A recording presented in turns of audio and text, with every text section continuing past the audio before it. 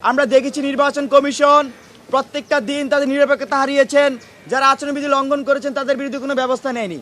আরেকটি বিষয় আপনারা লক্ষ্য করবেন, আমরা এই 12 দিন যে শিক্ষার্থীদের দৌড়ে দৌড়ে পুছিয়েছি, তারা একটা কমন সংখ্যা জানিয়েছে যে তারা ভোটের দিন ঠিকমতো ভোট দিতে পারবেন কিনা। আমি ঢাকা বিশ্ববিদ্যালয়ের প্রশাসনকে এখান থেকে স্পষ্টভাবে বলতে চাই, আপনারা যদি এই বিশ্ববিদ্যালয়কে ঠিকমতো না চালাতে পারেন, শিক্ষার্থীদের এই সিকিউরিটি না দিতে পারেন, তাদের তথ্য ঠিকমতো রাখতে না পারেন, আপনারা দায়িত্ব ছেড়ে দেন।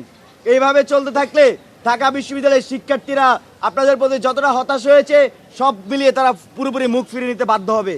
আমরা যারাই এই যে কাজগুলোর সাথে জড়িত, শিক্ষার্থীদের ইনফরমেশন চুরি করে লোকাল বিএনপি, লোকাল জামাত দ্বারা শিক্ষার্থীদেরকে প্রভাবিত করছেন, ফোন দিচ্ছেন, তার ফ্যামিলিতে গিয়ে ভয়ভীতি দেখাচ্ছেন, প্রেসার দিচ্ছেন, তাদেরকে হুঁশিয়ারি করে দিতে চাই, এরকম করতো হাসিনা, আপনারা হাসিনার মতো হবেন না।